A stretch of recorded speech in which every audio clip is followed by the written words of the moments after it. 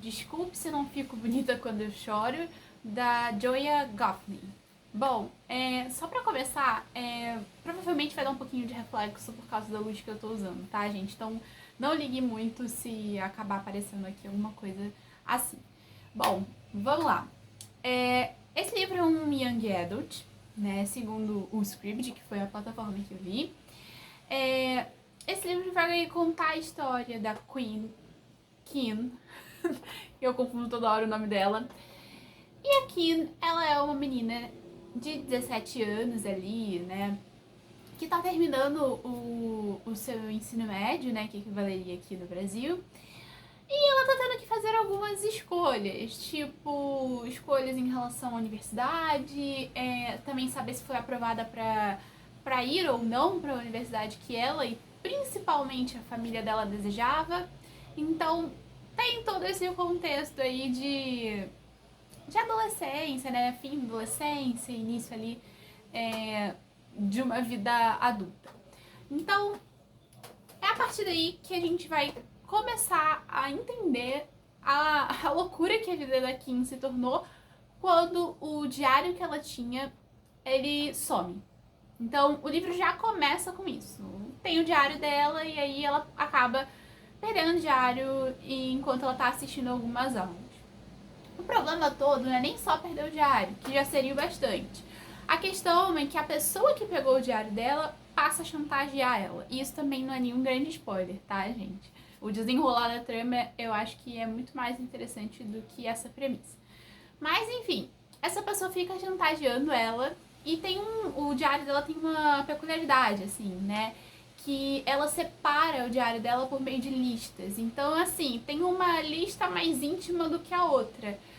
E o chantagista decide pegar uma dessas listas e meio que obrigar ela a ter que realizar tudo que tá ali, senão ela vai ter todos os fatos ali da vida dela, todos os itens das listas revelados para todo mundo. É basicamente essa a premissa do livro. E é a partir desse fio condutor que a gente vai ter vários outros assuntos sendo debatidos. Assuntos que vão passar por essa questão do preconceito, do próprio processo de racialização, porque esse é um livro que tem não só dois, mas assim, os personagens principais são personagens negros ou pretos, retintos, eu não sei qual é a nomenclatura que você prefere usar, então eu uso as duas aqui pra ficar tranquilo, né? Então, a gente tem esses temas como, eu diria que são os grandes pilares, assim, dessa narrativa. E aí a gente pode pensar que, tem então alguns momentos que essas coisas vão acontecer. A narrativa vai ficar pesada, ela vai ficar de alguma forma mais difícil, assim, pro leitor, né? Tipo, que a gente acaba lendo o livro esperando que tudo dê certo no final.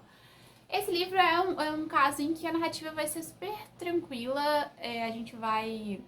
Assim, super tranquila, né? Tem os seus momentos de altos e baixos, mas ela não fica pesada em nenhum momento, apesar de tocar em vários tópicos que são, sim, muito importantes. Bom, gente, eu tô com a minha colinha aqui embaixo, então eu vou começar a usar ela. O outro personagem principal, já que eu falei que tinham dois, é o Carter. O Carter, ele também, né, junto com a Kim, é o único aluno retinto da escola, né? Só que ele tem uma família bem diferente da Kim. A Kim tem uma família que é estruturada, que conseguiu chegar em grandes cargos, então é uma família que financeiramente falando tá ali, né, mais ou menos em classe média alta, e o Carter não. Apesar dele ter ali uma vaga nessa escola que é uma escola de elite, a família dele não tem muitas posses, vamos dizer assim. Então a gente acompanha essas diferenças sociais também, o que eu acho que só enriquece mais o cenário, né, os cenários do livro. Bom, além disso, a gente também vai ter outros personagens que vão contribuir para esses debates que estão ali relacionados a essa questão de classe, né, e também de etnia. Então é bem legal acompanhar isso.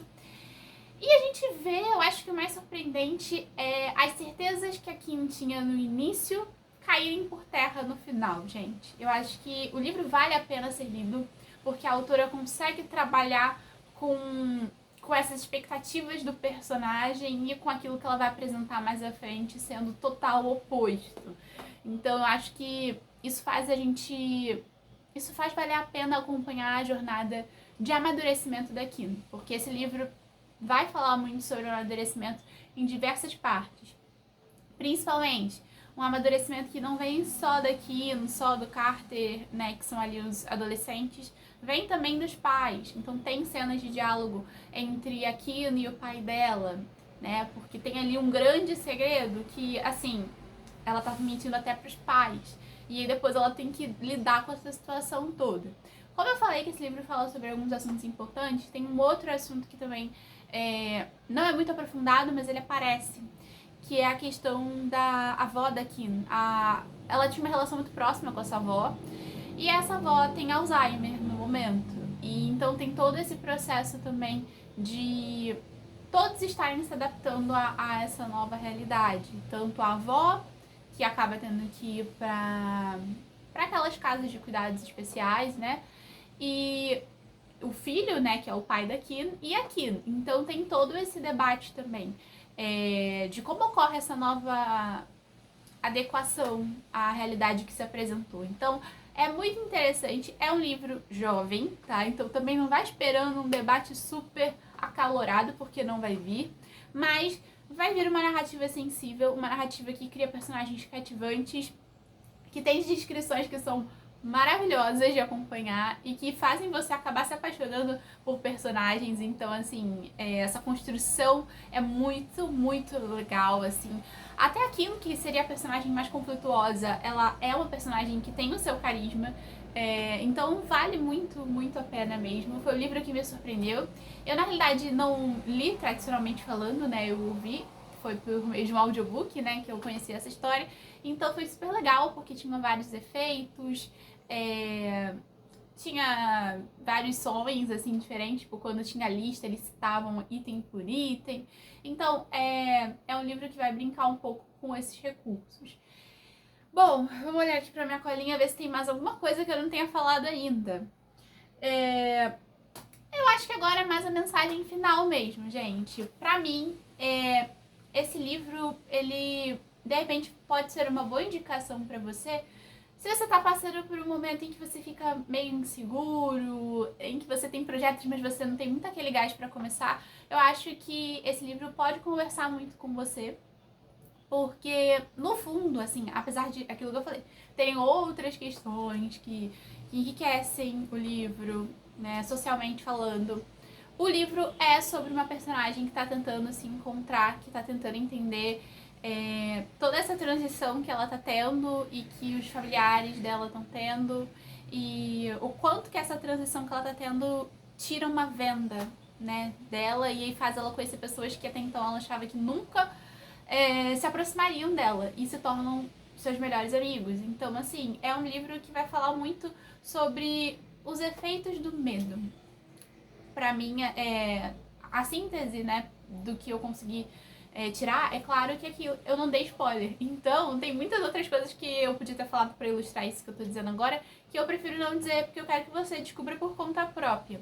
Mas é um livro que vai falar sobre isso, sobre a gente conseguir enfrentar, mesmo que seja aquele item da lista que a gente acha bobo, a gente conseguir fazer ele, sabe? Porque esse pode ser um primeiro passo para uma coisa para uma mudança muito maior.